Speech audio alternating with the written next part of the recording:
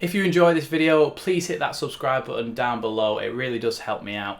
But let's get into the news, because this time we're talking about Ismaila Sarr, who is rumoured to be the top of Orta's list for that attacking midfielder slash striker role. The rumoured price, though, is £29.4 million.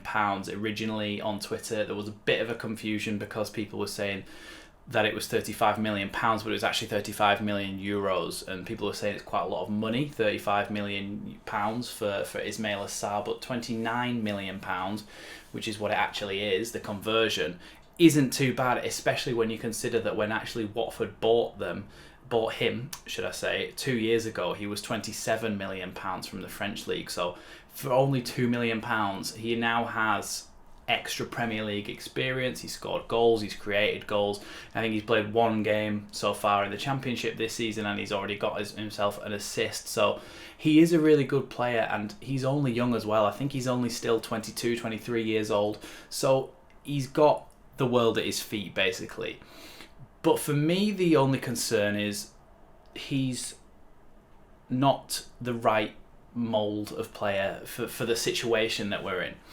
If we hadn't have signed Luis Sinisterra, I think Ismaila Sarr would have been a great signing.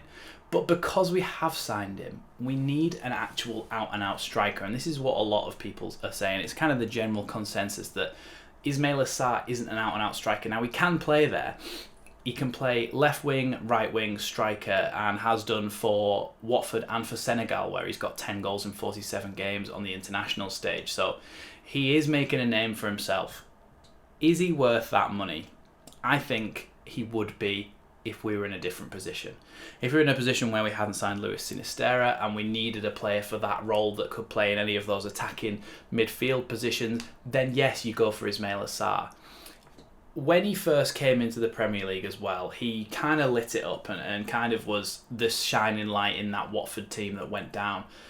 But he didn't have as good of a season last season, and some of the chances, I mean, obviously, if you're watching this, you're probably a Leeds fan, you'll have seen the chances that he missed in our away game at Vicarage Road last season, right towards the end of the season.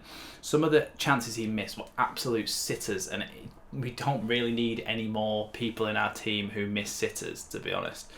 We need somebody who's a little bit more clinical in front of goal, and I think an out-and-out striker is what we need now. It was originally reported by Foot Mercato, so this is a French news outlet, so I don't know how much truth in it, but apparently he's top of Orta's list. He's who we wanted to bring in, but I don't know if he's the right player because, like I say, he isn't an out-and-out striker.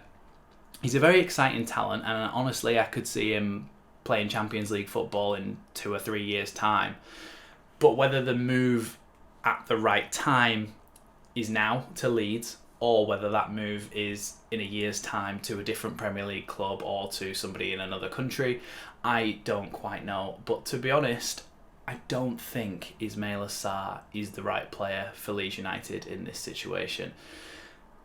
Like I've said, we do need that out-and-out striker. Now, Callum Wendo from PSG is not guaranteed goals in the Premier League, but he is more in the mould of an actual striker, and it seems like we've been after him for a very long time, and it doesn't seem like it would be that complicated to get that deal done. So you just wonder if maybe Callum Wendo isn't top of Orta's list and Orta is actually holding out for somebody else. Now, the obvious one is Charles de Ketelaere, but if he hasn't already been announced, is pretty much guaranteed going to Milan.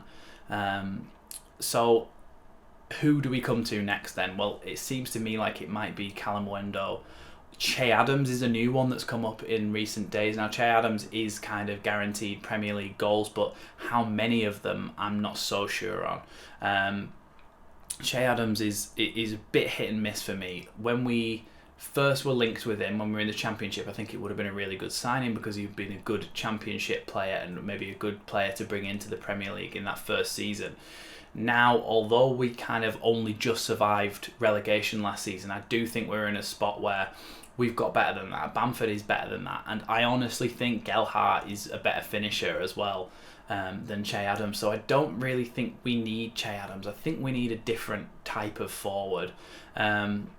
And I think it could be Calamuendo. It's highly unlikely to be Chala de Ketelaere. But it's just a weird one now. We'll have to keep an eye on the news in the coming days, and obviously I'll make a video when we do sign another striker, because I do think we are going to go in for one.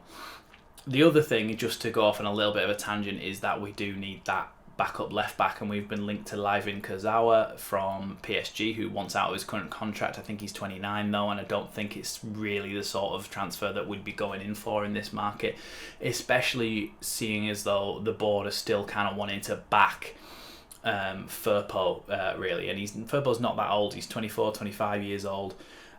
I think we need to bring in a young left back who can sit behind Firpo and deputise when needed. Pascal Struijk did really, really well against Cagliari and was really high up the pitch, whipping balls into the box, getting the ball and recycling the possession, giving it back to the wingers who could do a bit more than he can on the ball. So I think he can do a job there, but it's not really his ideal role. And I do think that we need to bring in somebody else. We were linked to the Real Madrid left back, but it seems like he's now going to Girona. So it's a bit of a weird one. We've also been linked to Philipp Max as well, but whether that one materialises or not, I'm not sure, because it has gone a little bit quiet in the last few days on that one. So it'd be interesting to see what we do in the next coming days, because the window's not over yet. We've still got the rest of this month to try and bring in a backup left back and a backup striker, and apparently maybe Ben Foster as a backup goalkeeper as well, who could use his experience and impart that upon Meslier and help him out. So it's going to be an interesting few weeks now. Do not think Leeds' business is done in this transfer window yet, even though we are one of the highest spenders in Europe. But obviously net spend, we're not that high because we've sold Phillips and Rafinha. Ismaila Sarr then, let's sum up. He is a really, really good player. There's no doubting about that. He's a top talent, and he could be playing for a Champions League or Europa League team in the next 2 years. But I don't think it's quite the right move for Leeds United at the moment, because he's not an out-and-out striker, and we have enough options in those attacking midfield roles unless we had to offload somebody else. People have been saying that does this mean we're going to offload Jack Harrison? I don't think it does, and honestly I would prefer to keep Jack Harrison.